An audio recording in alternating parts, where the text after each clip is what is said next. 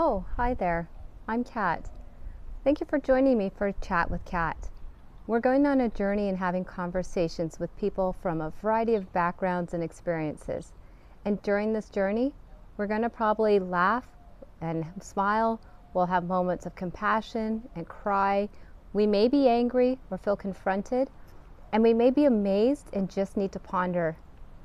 So, whatever the emotion is that comes up, let's take a moment to breathe and ask ourselves why we're feeling this. And also, let's ask, what can I learn from this? So go ahead and like, share, subscribe to this, and make sure that your friends and family and colleagues and anyone you feel could get something from this gets to see this. So let's get on with our journey with Chat with Kat. All right. Well, hi, Rebecca. I am so glad you're here. Thank you for joining me for a Chat with Kat. And I know we know each other through the Self-Perfected group, through the women's group. And I think we've even met in another group before all this came together. But a lot of people don't know who you are. So tell me, take a couple minutes and tell me a bit about yourself. Well, my name is Rebecca. I got involved I suppose I was always involved in asking questions and having a sense that something didn't make sense about the world. So I tended to read a lot. I would read anything. I've read so many things. And my father was a journalist, and my mother was an art teacher, a high school art teacher. She was a very successful one. Like, her students won national awards, and one of them he got like the highest award for illustration. And he always said, I learned everything I know from my high school art teacher. So, and I also studied music. There was a lot of music in my family, so I feel like I've had all the arts. Because my father was a journalist, we read a lot, and my mother taught us to draw, and I also played a musical instrument very extensively for years. So I think some of that led to me asking a lot of questions and noticing things, even though you still get, I was caught up in the cultural bubble a lot.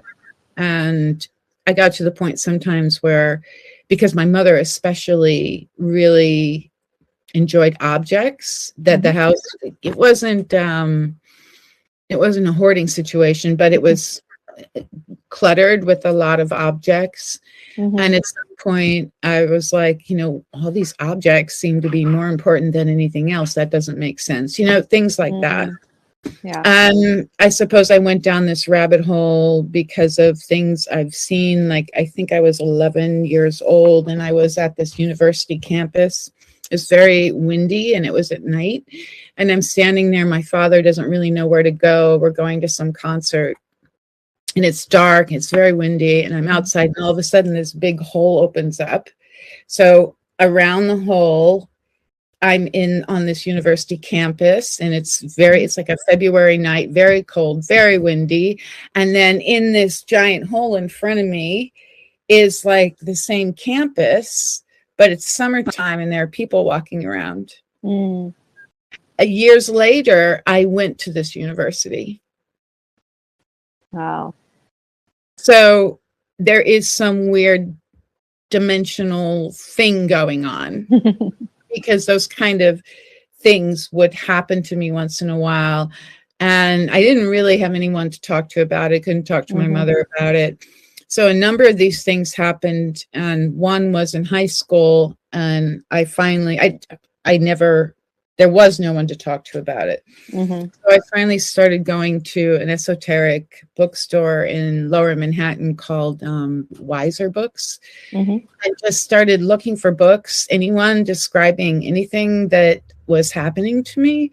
And the closest one I got to, it took me until I was 28, and it was a Colin Wilson book. And he described an experience in one of the chapters, and he was a skeptic, so he wasn't promoting anything about an alternate reality. He was very objective and writing about as though he was collecting experiences that people had had about, certain questionable situations. And so in one of his books, he had written about a man who had bought a house and encountered some presence in the house, and then he refined his awareness of this presence to the point where he started to communicate with it, and they had this conversation. And I thought, well, that's the best description of I've found that makes sense to me, rather than reading, some guru's idea of some kind of connection with all this flowery language. So, but I think it may have started, or something that may have helped me was that because my father was a journalist, I remember him saying that every 2 years or so, he had to do an article on a psychic or some person that was coming around and doing some kind of show or group meeting and sharing their psychic skills and things like that. And so I was born in 1961. So in the early 70s, I was, preteen, early teen. And my father one night had some Ghostbusters, because, the Ghostbusters were big in the 70s. Yeah. So we had this couple, it was this couple, and I think they had someone working with them. They came over for dinner to talk about their experiences with ghost hunting and ghost busting, things like that. And my father actually had some experiences, but he never talked about them. My mother never, ever, nothing. So they came over for dinner, and my sisters and I snuck and sat quietly on the stairs listening to the whole conversation. And one thing that really stuck with me was that these two Ghostbusters, they had recordings, like some demon possession thing. And they also they knew how to connect with some beings in some way. And one thing I remember so vividly is that they said they had encountered a lot of beings telling them that heaven was a lie, that it was not what we thought it was. And I forgot about that actually for years, but it's like the Darren Brown videos. I don't know if you've watched them, where he goes around and he plants information in people, and then he brings them into a group, an audience situation, and he calls them up to the stage and he asks them certain questions, and all their answers are related to what he had placed in their world. Because of how the mind is triggered and makes associations.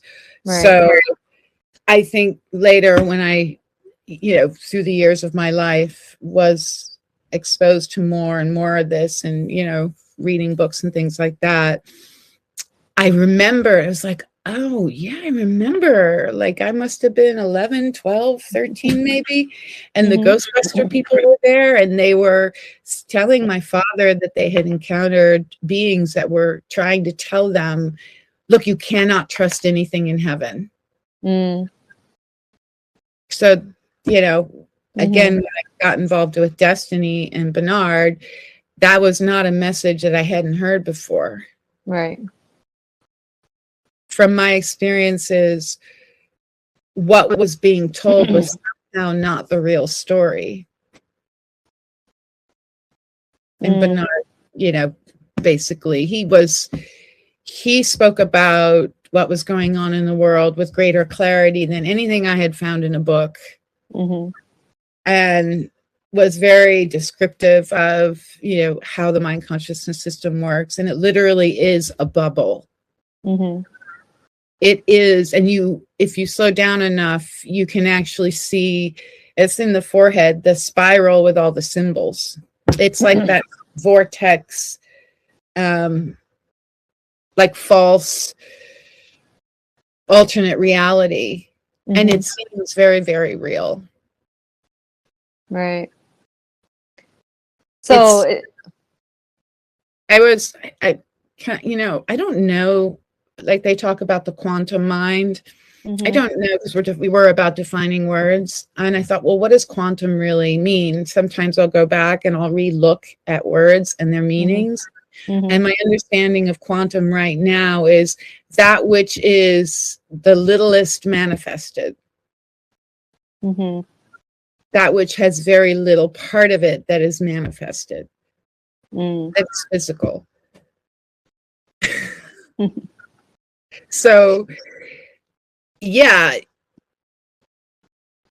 that makes sense to me. That which is not most real is what we're so hyper focused on, and that which we are ignoring, we are suppressing, yet we are controlled by.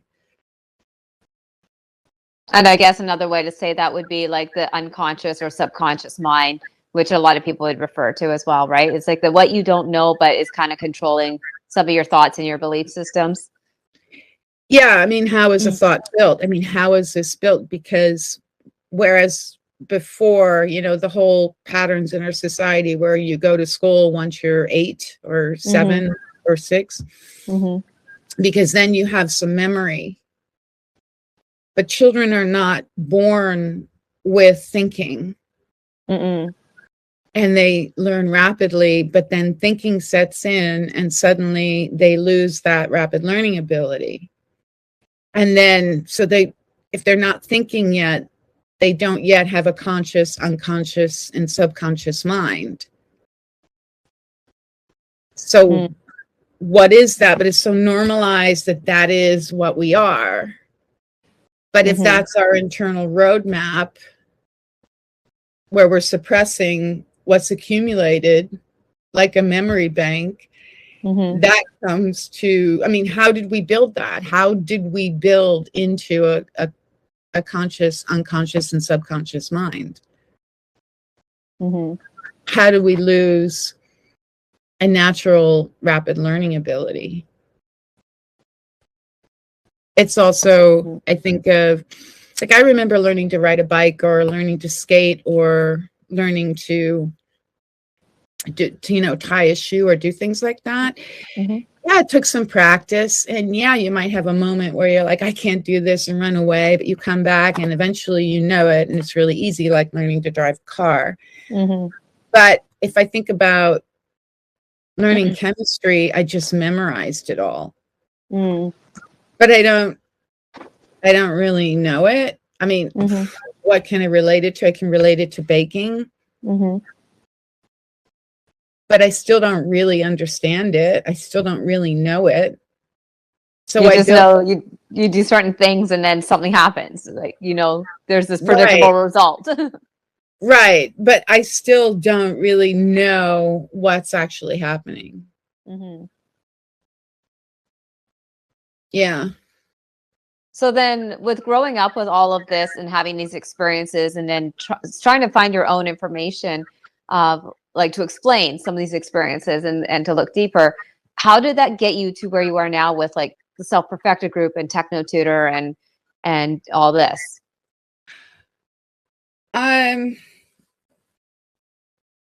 Well, so my husband died when I was 38 suddenly. And that really changed, my whole situation in a moment. And I'm not even sure that it was that changed the situation. Looking back with some hindsight, I think it was some of the things that happened before that happened, like, a sense of, wait, something is really out of whack. And I started some of those, like the vortex thing coming up. Some of those things were starting to happen. Like maybe there was some inner sense of something's coming, but I didn't really understand what it was that was coming, but I knew something was coming. And so these experiences started to accelerate actually before he died. And for instance, one time I had dropped my kids off at school and I'm walking down, we lived in Zurich, and I'm walking down this really steep hill. And I get to the bottom of the hill. It's spring, so the leaves are out on the trees. It's very sunny. There's a bit of a breeze. And very often these things happen when I'm outside and there's always somewhat of a breeze. There's a real pattern to this. So I get to the bottom of the hill and I'm like, something is just so out of whack. Everything has to stop. And everything stopped. And the sky was no longer blue. The sky was black. And the tree was like a river of a kind of electricity. I wouldn't call it electricity. It was like a river in its form and function. And I was very aware that I was equal to every leaf. So, there are probably a million leaves on that tree, and I was equal to every leaf. And then every leaf is, moving in the wind, with the river. And every leaf is moving in absolute purpose. None of the singular movements of each leaf is random. And there's this overwhelming sense of how nature is very specific, and everything is moving in what I call an absolute purpose. Those are the best words. But I'm also very aware of the fact that you can have these experiences and then they become an idea, because we move everything into this roadmap of experiences within us. So at that time, I started to say to myself, because by then I was 38, I'd had quite a few of these experiences. And even in my teenage years, when I had the freedom, I started to go to seek out an esoteric bookstore. And I didn't really have anybody to talk to about this stuff. At that time, I just started to ask the question of, wait a minute, what is going on? Why don't I have control of this? How could I step into that really actual amazing sense of everything? And I didn't think in terms of all the destiny words, like that was physical. I just had this sense that the tree and the leaves of the tree were moving in this amazing harmony and synchronicity, and had an absolute purpose, but I didn't relate it to the physical. To me, that's what I knew existed. So I forgot where I was. So yes, it then becomes an idea. And that's when I asked the question, well, wait a minute, why don't I have control over this? Why does this just suddenly randomly happen in these moments, but I'm not controlling it? What's that about? So I was accumulating a lot of questions that I really didn't have answers to. And that accumulated after the death of my husband. I guess that shock accelerated things, and I would see the bubbles around people and the spirals in them, and I would just stare at it like, what? I was in because I went back to school to become a teacher, and I was in a classroom, and there was this one boy. One day, in the school, you bring a lesson in, and then you talk about the thing, and then you support the kids to talk about it, because if they can relate it to something, they'll remember more of it. And then you usually give them an activity to do in relation to the thing.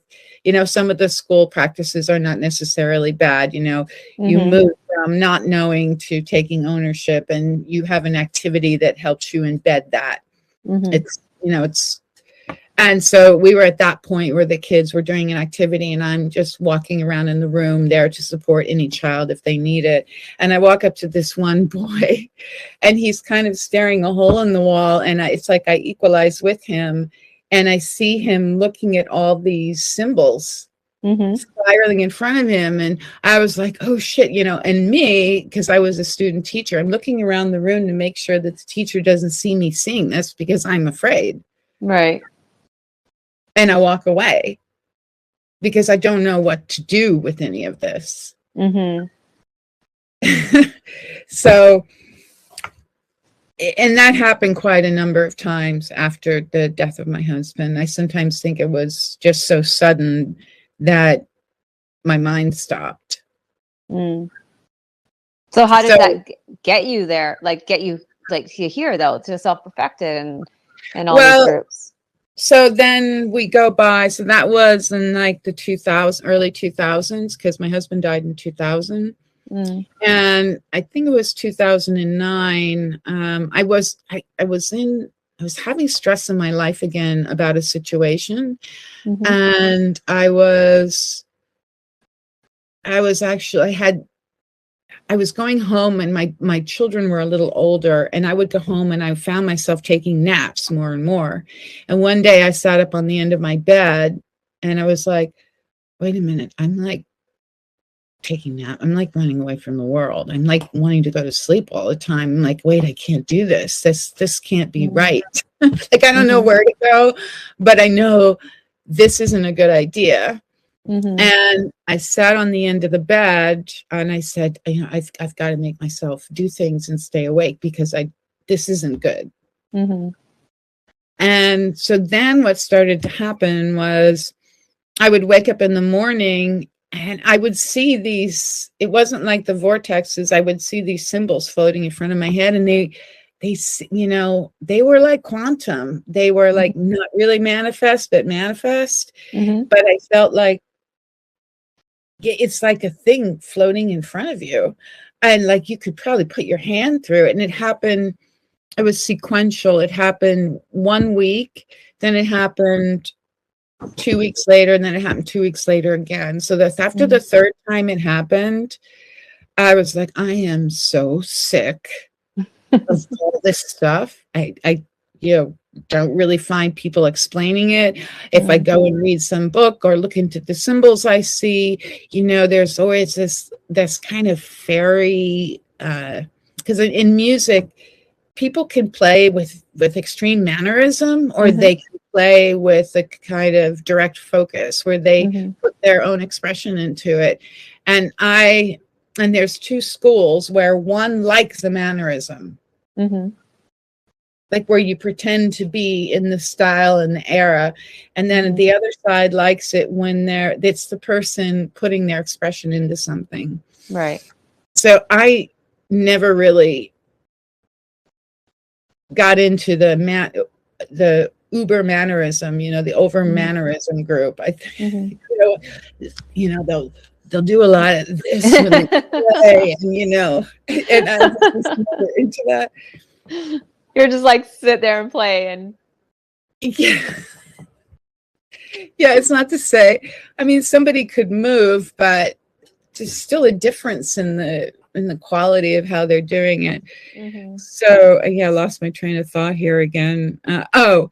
So with these weird images that, the new level of whatever it was, that was going on with me with this whole world of these alternate reality things that I never trusted or questioned, with these, like one was like a lemniscate, the figure 8. One was like 2 inverted triangles and all the edges were neon and it was spinning. They had, that world always had this quality of having this promise. Like, you're special. This is promising. You're seeing this amazing thing. And there was a part of me that was pulled towards that, but there was another part of me that was like, wait a minute. At that point, I'm like in my 40s. That was 2009, very early 2009. And I just was sick of it. I said, what the hell is this? What the hell's going on? These things have all this promise. So I'm like, 40, 48 at this, 47 at this point. And I'm just like, I'm sick to death of this. The promises. And then there's this pride thing, like, what the hell's going on? So I went on to some chat group somewhere. I don't even think, maybe it was like a Reddit platform or something. And I just said, I'm really sick of this. What the hell's going on? Does anybody know why we have, these things floating in front of our heads? And Bernard answered. Oh, really? Wow. Yeah. So then I think he gave me a link to the first Vino interview where he describes this system, and I was flabbergasted. I mean, it's like, can you imagine, since I was 17, I and, on my own accord without sharing it, went and looked for somebody to explain some of this stuff. And here was this person describing it exactly the way I was seeing it. That made sense to me. And I was really astounded. And I thought, you mean there's somebody that's finally actually talking about this stuff? So yeah, I went on the platform and I didn't even put a anonymous name or anything. I was like, well, this is it, because no one else in all these years has ever described any of it with the specificity that he is doing. So I went on and I was like, Rebecca Carlin Dalmas on the forum. Like, this is it. And I had a boyfriend that got into Buddhism and, the Nam-myoho Renge Kyo people, the No Shirin Daishoshu people. He got into that. And at one point he said to me, well, if you want to be with me, you have to do this. And I said, well, I've never tried anything. I'll do it for 3 months, then I'll let you know. And I did it for 3 months, man. They're huge organization. They have an orchestra in New York City. I went and played in their orchestra. I went and did their chanting sessions, and everything. And I'm glad I did it. At the end, I said, no, this is not for me. Right. But I also noticed at the time that the discipline of it and the community of it probably helped a lot of inner city kids.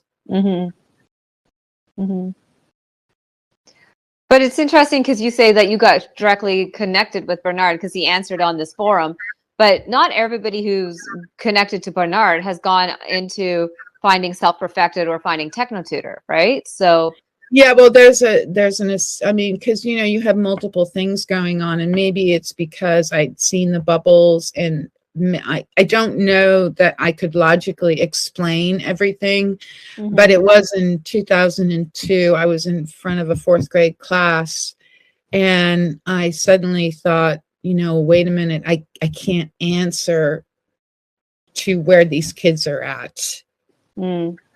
Because I noticed, like, one time I was working with this girl and I was really trying, one-on-one, I was explaining something to her and I felt like going like this in front of her, like there was nothing there. Like, yeah.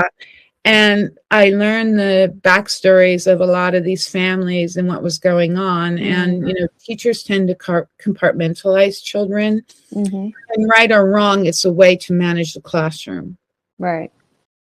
So you notice that kids are definitely in certain levels. And I had gone and corrected a bunch of the state tests in writing. So I was being exposed to all these patterns in children. And plus I'd been raising my own children, and I noticed that each one had different strengths and weaknesses, so to speak. So I was really inundated with all of this at that time.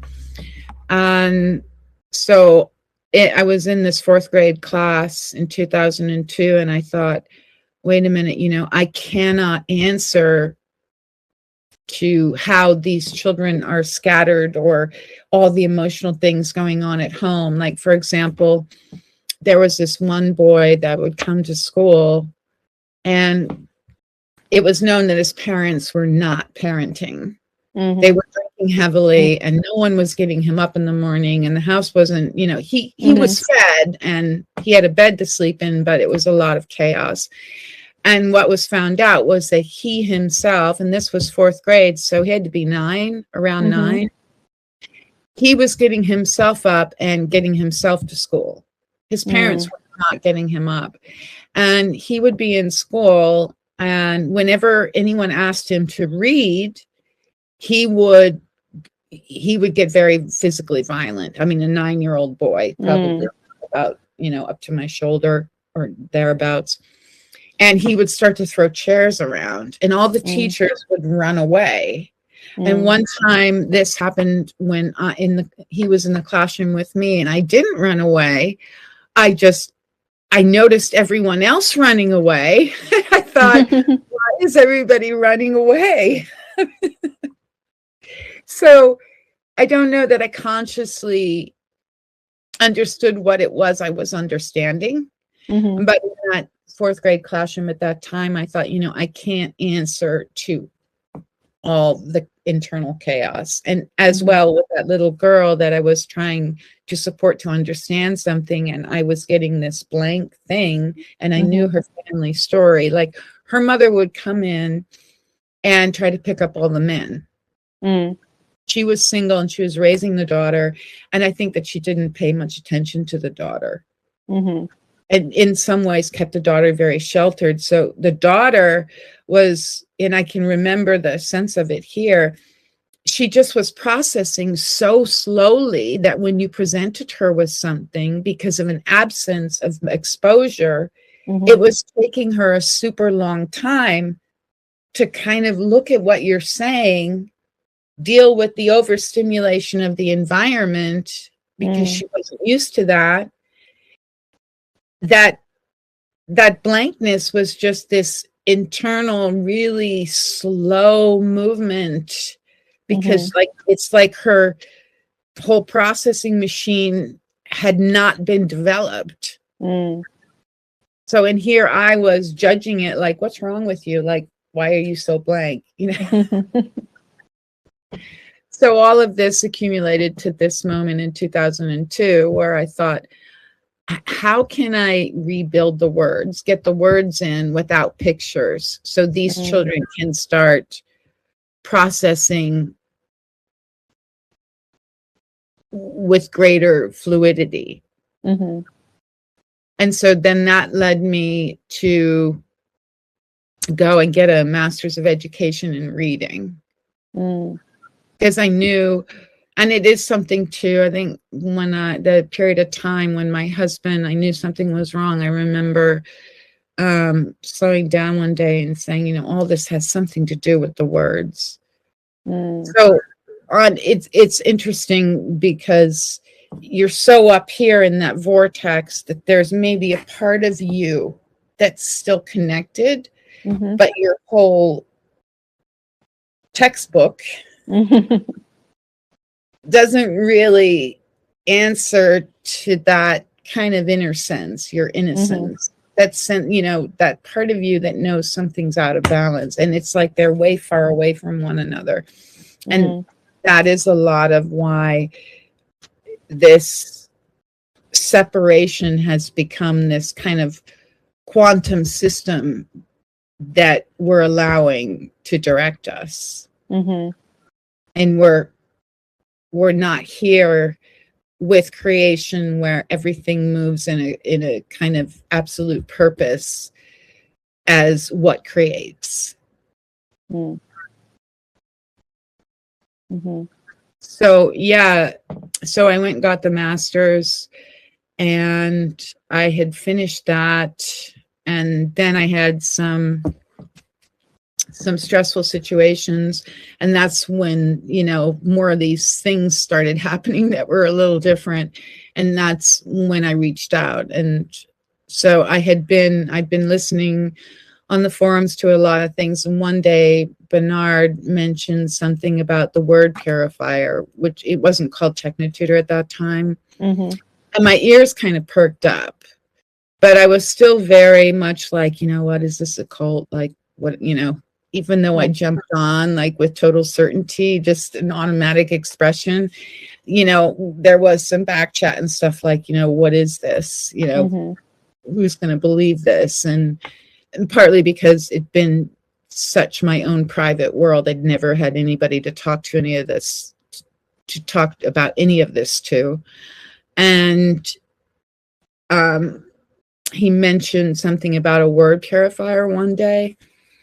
I think it was maybe 3 or 4 months into the forum. And then he mentioned it again. And I was like, you didn't. You figured it out. It made me believe in him even more. And I was, at that point, Katie and Cameron were starting Technotutor. They hadn't really, they were just starting. I mean, I think they'd just gotten back from Africa, and I reached out and bought it, even though I think you could get it for free on the terms because it was. But I just felt like, these people are doing so much sharing and working. I wanted to pay for it.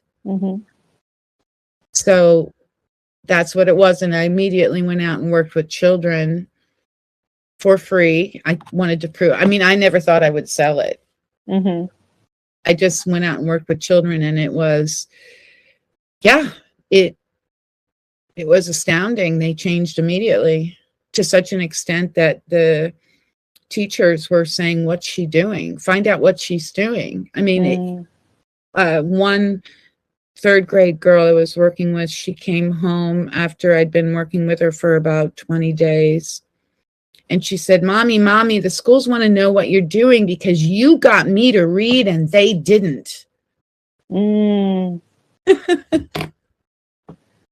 Wow. And then the second child I worked with, I guess he was friendly with his elementary school librarian, and she tried to get grants to purchase TechnoTutor for her school library. Wow. So, that's really incredible that you've had this journey that started off with these experiences that you had no idea what was happening and where it was coming from and what to make of it, to like finding a person who could actually start talking to you about these things. And then all of a sudden saying, hey, wait, the real problem here with a lot of this stuff is the words. And you were already thinking words were an issue. We need to learn words better and be able to communicate better. Built by ordinary movements, repeated again and again, and it becomes unconscious. It's a roadmap, and the patterns are similar.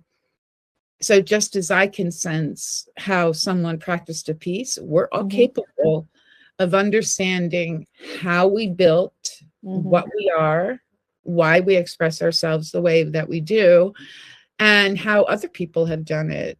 And at the same time, because people have seen things all the time and people have mastered things, we obviously have the capacity to understand what's behind our words, what we're reading, and to understand how to do things and how to be present. That's actually our natural state. And we've all got a bunch of, troll speak going on within us, because that has patterns. Troll language, troll write-ups have patterns to them.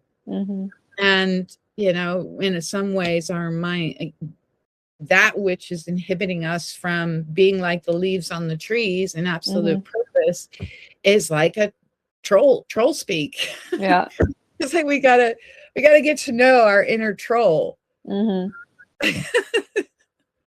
Well, and it's interesting that you say that too, because I think like there's one train of thought that if I just say affirmations enough and see affirmations and write them all over my, my mirrors and my walls and everything and put up notes everywhere, and I see these affirmations and I say these affirmations, that it will become true.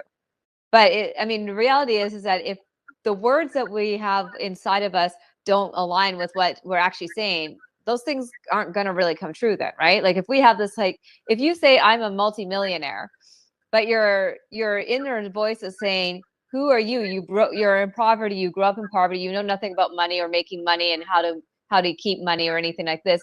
You can say I'm a multimillionaire all you want, and see it everywhere you go. But until you actually address that inner, like the voices, the unconscious mind, it's really not going to do much for you, right? Because it's still that belief system tied to the words and what you've programmed it, you've allowed to be still programmed into yourself. So yeah, you're suppressing the foundation.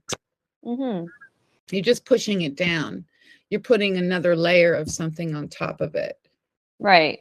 And you might have some success, but not. Yeah. I think there are people that have really bad dyslexia, and they take years working on learning how to, realize the patterns and unjumble the jumbling that's going on within them. And, they learn. It takes a really long time. It's not to say that you can't do this necessarily, but you do. It's like you're, it's like you can't play in tune Mm-hmm. unless everything is clear. It's Right. like, your water in a way is something that reverberates. And if your waters are not, I mean, this is spoken of, it's not something Mm-hmm. new. If your waters are clear, then you're not going to have that, shadow that you keep pushing to the side that you're going to, Mm-hmm. it's like me when I went up on stage, if I didn't practice correctly, if I was upset about something and I got up on stage, I had to kind of sort through that. And that obviously is going to take away from my ability to focus. Right.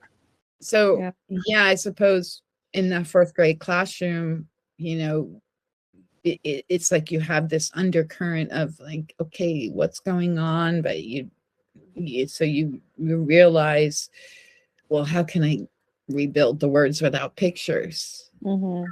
But I mean, and again, I was in my 40s then. Mm-hmm. So it would be nice if we understood this from the start. Mm-hmm. And, an 8 or a 9-year-old could know this difference and not spend their lives. But then again, I think that is some of how the game is played. You have to have the possibility that there's a way out, Mm-hmm. but you encumber it so much that it takes you so much of your life to, get to the point where you might have some little tiny understanding of it. Mm-hmm. And then, it's made sure that your pension is so low and with inflation that you just remain in survival because it's as though the system doesn't want anyone to wake up. Right. Yeah. So, I mean, and you're true on that, but I think a lot more people are waking up just because of events in the last recent years.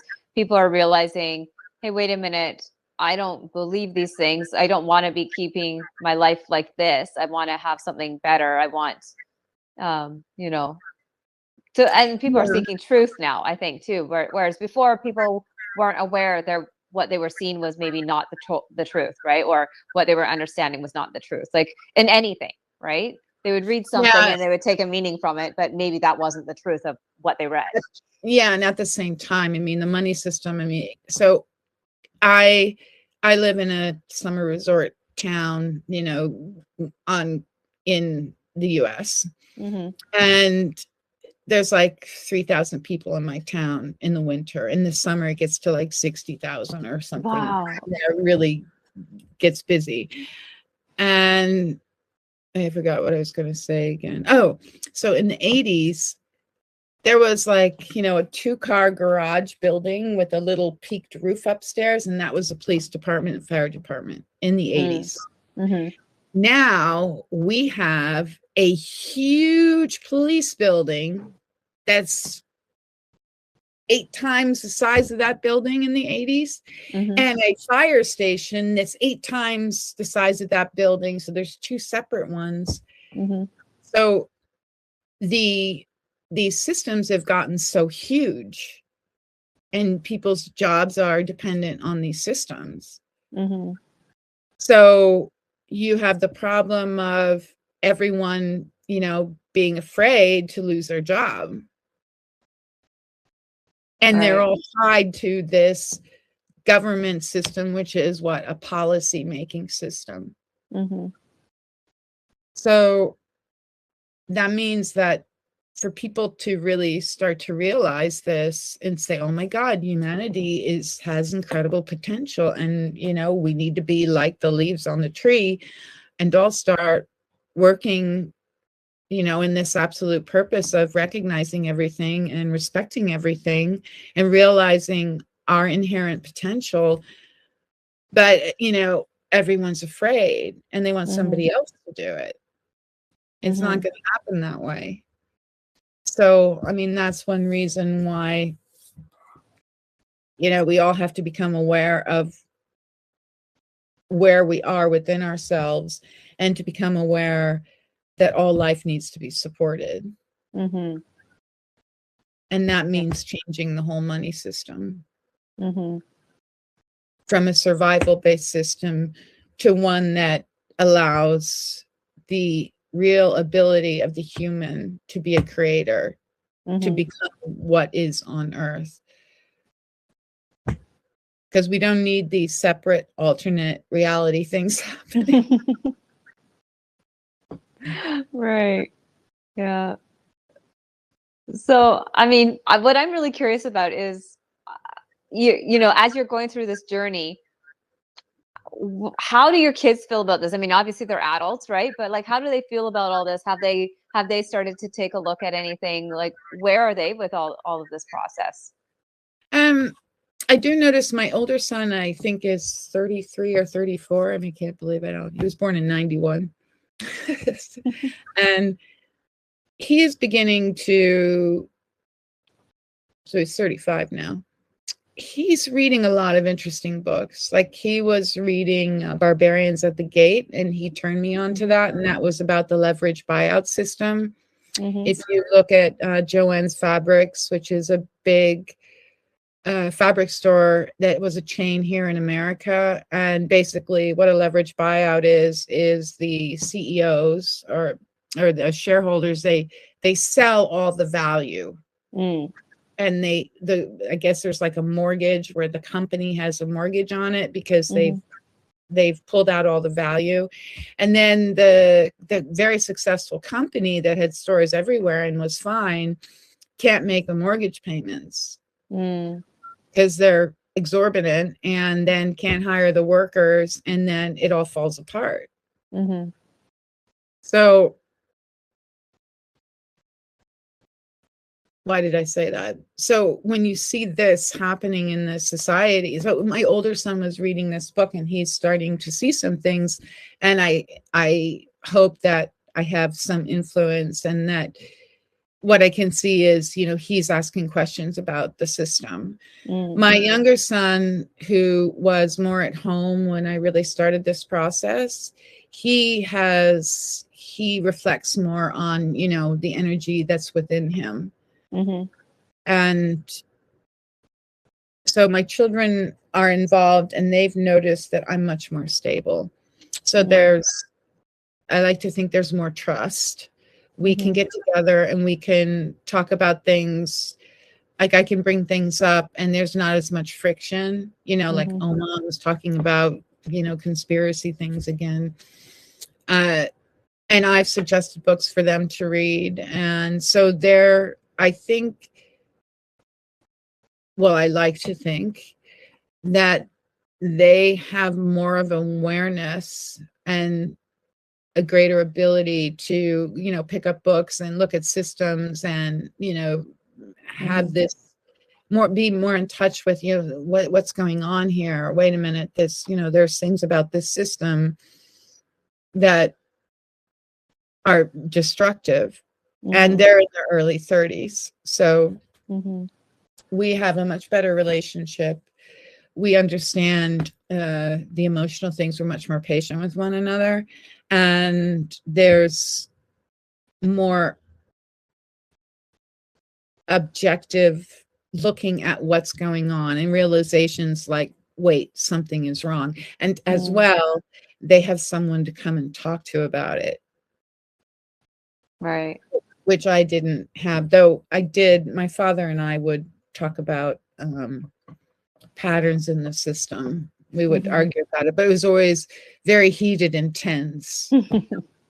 So I suppose some of that is going on, but it doesn't have it's much more stable. So in terms of my children, this process has benefited them and myself in relation to our relationship. That's incredible. You know, not only that you've been able to share some of this with them and but having them actually starting to question and starting to look at different things now and seeing things in a different light than they had before. And that, you know, especially as adults, I mean, they could go either way. They could stay in like, hey, I don't want to know anything and I'm just going to keep living in my life and in my bubble, really, right? Or they could be asking questions and starting to look at things and saying like, what really makes sense here? And it's really interesting that they've actually been able to come around to questioning and thinking, what I actually say thinking, you know, a lot of people say, oh, I think, and I'm a smart person and all this stuff. And but they're not questioning anything. And so for me, I'm thinking, well, you're smart in some ways, but you're not questioning. And whether it's good or bad or indifferent, like you're not even questioning anything, right? In your life. Right. You're just, this is the way it is.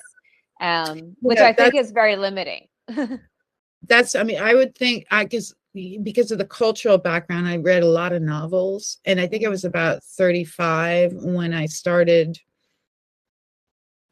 to, like, I would open a novel, I'd read the first sentence, and I'd say, well, I know where this is going. Again, that same pattern recognition, resonantly, I see the beginning and the end in this first sentence, and, I'm not going to read this. That started happening. Novels were not, they were more of the same. Mm-hmm. And I called them An Angle of Repose, based on another novel. I was like, they all remain in this kind of repose that never resolves anything. And then you have this kind of sad melancholy for, we accepted our repose. And that started to bother me. So I started to, around the time my husband died when I was 38, I started to read more biographies. And I can see with my children that they entered that phase earlier, younger than I did. Yeah. I mean, I don't think it's been a while since I've actually read a novel, because I've just kind of like you, like it all becomes so repetitive, the novels, right? Even though it could be completely different authors and like a different storyline, but they're just seeming to be repetitive. So I don't remember, it's been years since I've actually read a novel. I read books, but they're like nonfiction or biographies or history, they're, something else. But yeah, and I have a ton of novels too. Like there are certain authors I do really enjoy, but it just getting back into some of them sometimes and kind of going, oh, I know this already. Like I know this, how this plays out, right? And I've got to say, there's been times where I've read books because the author has been so like, well spoken of, or there's a series that came from their books or a movie or something. I was like, oh, well, I really enjoyed that, so maybe I'll go back and read the book, because the book is almost always better than the movie or the series, right? And so I go, oh, okay, great, I can't wait. And I start reading it, and the writing is so bad. I honestly I don't even understand how somebody pulled a brilliant movie out of this or a brilliant series out of this, because the writing is just so bad. That's such a really good point, because it just reminded me of something I've been doing. I do go to bookstores. Recently, my one son suggested I read this novel, and unfortunately don't remember the name of it, but it was a novel about the Wild West. And I did get it, and I did start reading it, and I started to notice, this is like a Hollywood movie. It goes into these kind of absolute extremes. And what I had been doing before that is I will go to used bookstores and find like personal memoirs. And I found a few. One was about, and the guy actually he was basically semi-illiterate. And the writing was really left a lot to be desired. But I read it because it was his firsthand experience in the Wild West. And yeah, you had all the crazy characters and the deception, but it didn't have that hyperbolized drama that a novel written about the Wild West would have. There was more of a down-to-earth element to it. So I've done that with a couple other memoirs about experiences. One was a woman who went up into the mountains when it was still relatively wild to experience the buffalo hunting before it completely was gone. And excellent writer, man. This woman knew how to write beautifully. And she has some good descriptions of characters. They're not like a Hollywood movie. They're not like a novel describes them. But at the same time, she had a lot of judgments. It's very interesting. And then there was another. So I try to find these old books where these people, like there was a woman that writes about how she left society and went and lived in the Adirondacks before it got really built up, and all her stories. Mhm. It made it more a practical thing. And again, the writers are not necessarily the best writers, and there's kind Right. of little holes in some when they start talking about things personally, but I Mhm. kind of bypass that. So Yeah. it's fascinating, you know. Yeah, and I've read some people have left some books at my house and taken some of my books, and I've Mhm. picked up their books and I've written and I've started to read them. I'm like, this is a really bad novel. This is, Oh my gosh, yes. Oh, yeah. hey, it's like, I don't know. I mean, I know there was for years, there was a book called Portney's Complaint. Mhm. And I think people would make fun of it like it was just, you know, one big whining thing. And yeah, sometimes novels can be that way. Yeah. And I know someone that has a master's in writing short stories or writing from Columbia University, and she published her little book of short stories, and every single one was a complaint. And I Mhm. thought, so this is a person with a master's degree from a top university, and this is Yeah. this is This is what we get. Yeah. Yeah.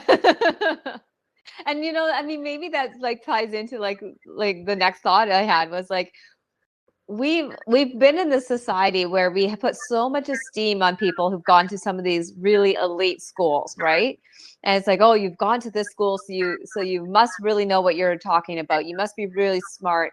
And I don't really know if we can really say that anymore. Like with what we're seeing with the education system and how it's truly failing people. Even going to these top schools anymore, I don't know really that we should be putting like this elite status anymore yeah, on these credentials, right? I mean, I what do think you think? it somewhat goes back to the point in music where it's almost like a religion. People want that mannerism. Mm, It validates them. So if the mm-hmm, writing has a certain, you know, degree of complaint and some description, and it fits your resonance, then you're getting the self-validation mm-hmm, for the mannerism, for, you know, what the measure of something is. And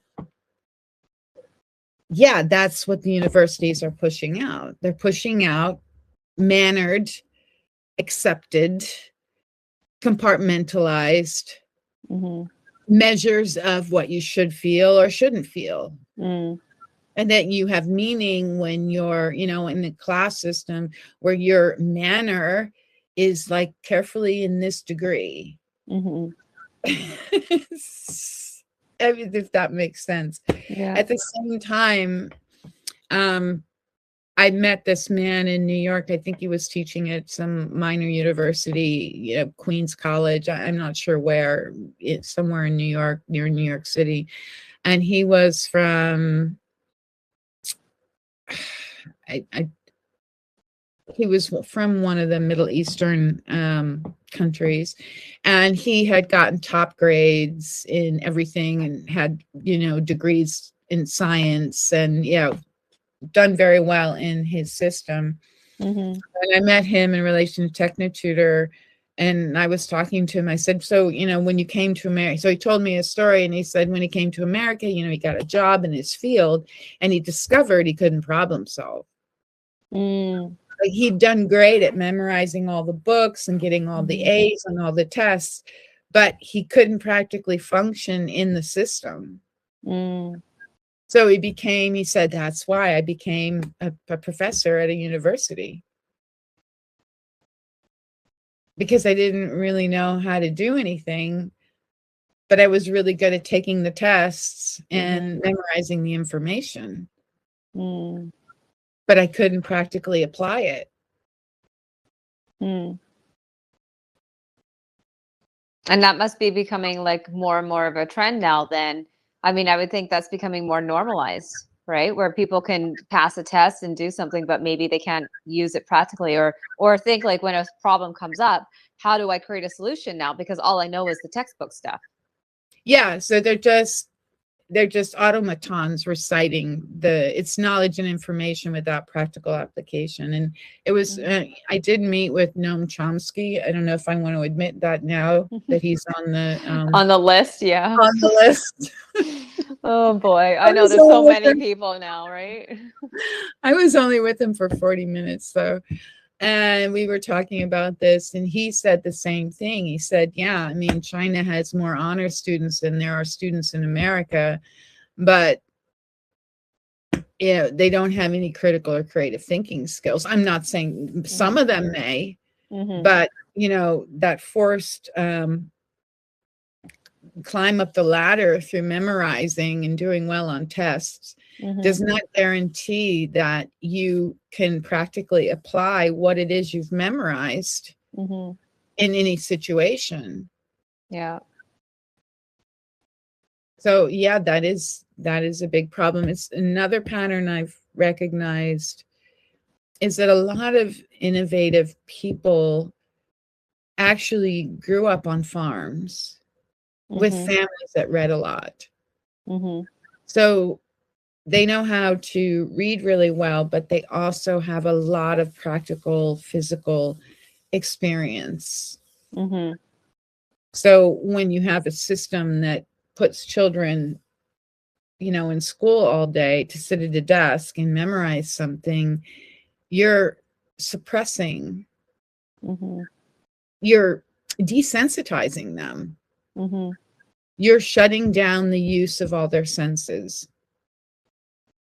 And then, like some animals in a zoo, yeah, like this, what do we see with autistics?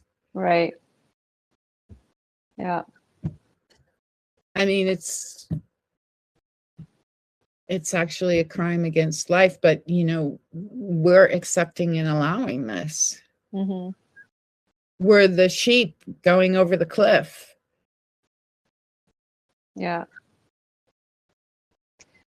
And I guess like really the solution is like being able to incorporate learning with education, right? Like not just sitting and learning a book, but like being able to apply what you're learning. Like I remember, gosh, I think it was grade 8 or grade 9 back in high school. I think it was my math teacher, actually. We all went on a field trip to the amusement park for one day with all these math questions that we had to do, and we had to figure out based on certain rides. Because and at the time, like, I mean, we're grade 8 or grade 9, like we're just like, yeah, no school, we're like at the amusement park, right?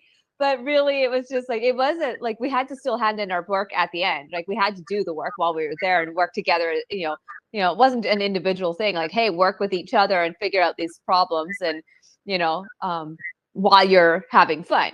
But I think, I mean, the fact I couldn't tell you one of those questions, but the fact that stuck out, that one of my teachers, and it was like math of all things, would say, okay, we need to go and do this like physically, because you guys are, what's the point of a book? Right. So, yeah. But it's interesting because I think what's really interesting actually being in Mexico now is you see how innovative people really are here. Because they're like, yes, there's still the school system. And actually the school system here is better than in Canada or the US. Like people want to talk third world country. I'll tell you, Mexico's not a third world anymore, guys. Like it's been climbing. You just think it's a third world because we're still dirt streets and stuff like this, right? And there's, more obvious problems like water problems and things like this. And housing problems, because we don't have the social services that Canada and the US have. Right? The government's not pouring out a bunch of money saying you can't care for yourself, so we'll care for you, right? It's more about figure it out, Yeah. But then you also have a lot more community and family support here too. Like you need something and people rally together, right? I mean, but like I just see how innovative people are here. Like, for example, think about your fridge or your stove. You may get it fixed on occasion, but then at some point you go, it costs too much to fix it, I'll just replace it, right? because they made it that way now in Canada and the US, and I'm sure other countries, where it's like the service to repair something is just so expensive, and we don't have the skills to do it, or even think I could possibly do it myself, that we just go replace the thing. Well, here in Mexico, they're going to make that thing, that stove, that oven, they're going to make it last 40, 50 years. They're going to tinker around with some wiring. They're going to do this and the other thing. And it's not that they know like the physics behind it or the math behind it. They're just like, well, I'm going to make this work. Right. Same with same with the cars. Like there's like, we all say it's like Mickey Mouse mechanics here. And yes, there are things that are not done right in your cars, and you do want to go to a good person if you know nothing about cars. But I mean, that's what they do. Like they're like, we think, oh, my car's got 100,000 kilometers or 150,000 miles on it, and it's old and I can't drive it anymore. And here they're driving around with cars with 300,000 kilometers on it. Right. Yeah. So, it's, and I get it. Like there's a whole point too. Like, yes, they don't have as much money to just go spend on new things like that. But the innovation that comes with like, hey, I know I don't have the money to go spend to buy this new thing, so I'm going to find a way to make this work. Right. And, and that's actually really fun.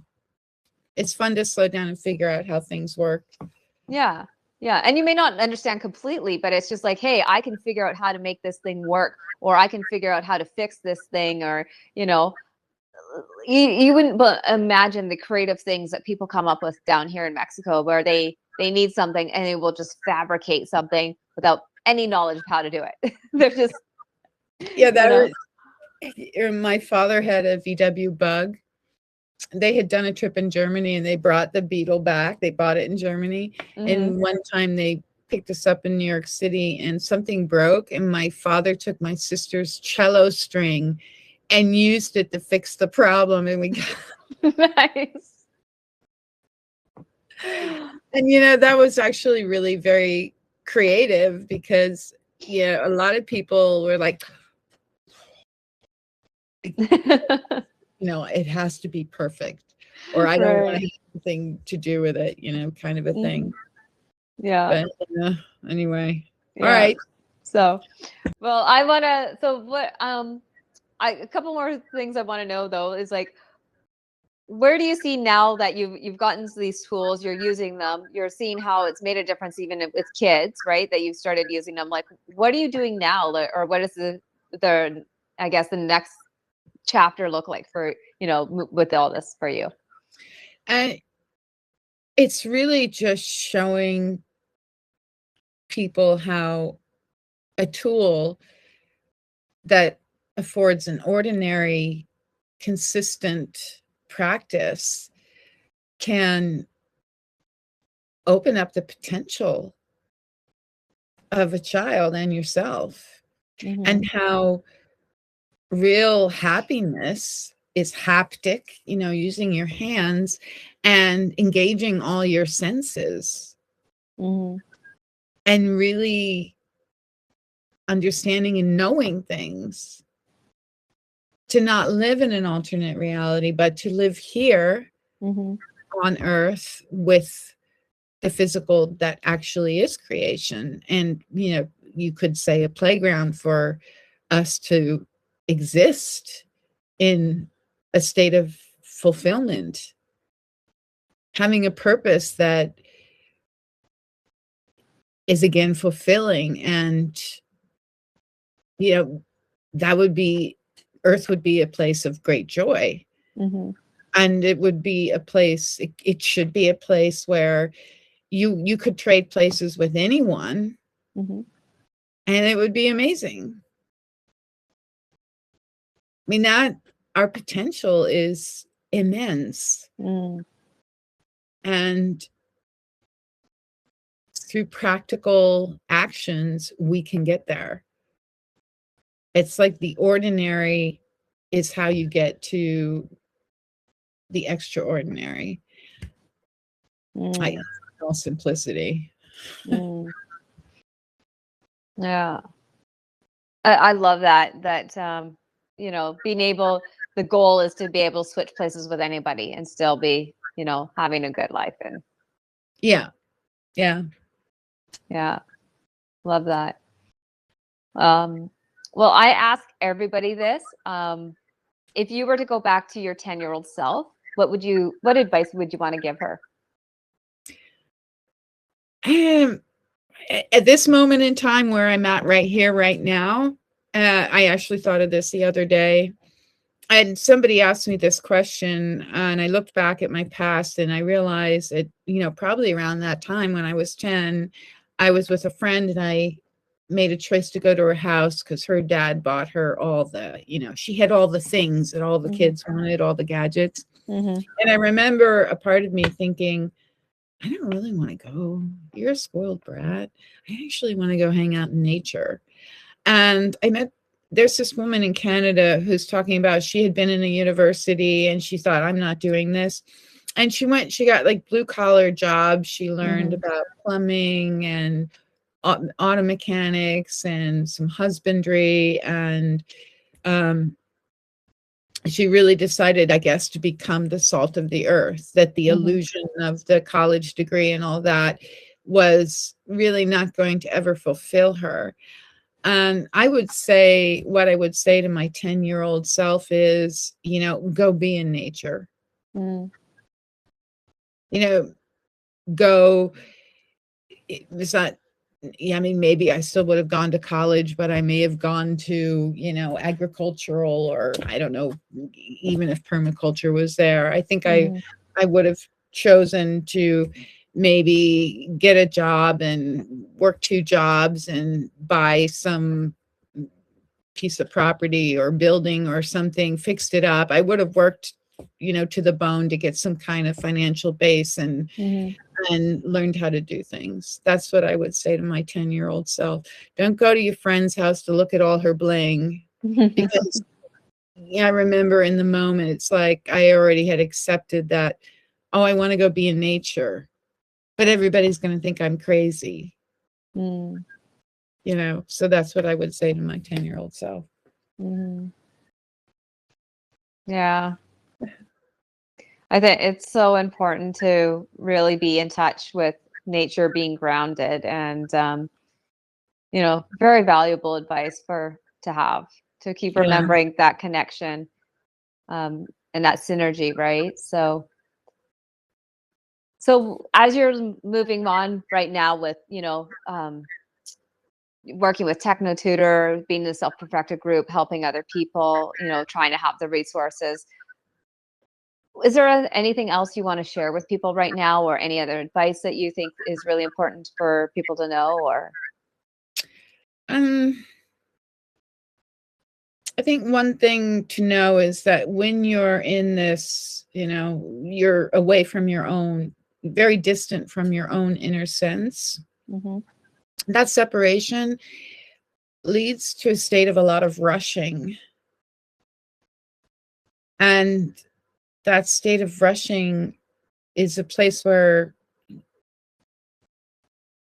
you are away from your natural inner sense, your natural awareness. And at the end of the day, real happiness is going to be if you embrace your innocence, your awareness, your inner sense. That the promise of, what the manners of the system say make a successful person is not going to happen, because, and I've seen this in both my parents and I see it in some people that are my age, that bubble is going to pop. My mother, she had, her body basically slowly shut down. She was isolated at home the last 2 or 3 years of her life. The last thing she said was, the bubbles are popping, the bubbles are popping. It's that you think is a more is an illusion, and it will not remain. It is a quantum. It is the least manifested thing, and it will not be what remains. So it is a false promise. But there's a solution. And the solution is basically, we can live in fulfillment with creation, which is the physical earth, and create heaven on earth. They should not be separate. Mm-hmm. So I guess that's my message. And that is really profound. And I don't know how many people will catch that. But for those who do, or if you didn't catch it, go back and re-listen to this again, because that's really profound. You know, being able to create that happiness and heaven on earth, instead of like the one day, someday when this happens, you know, so.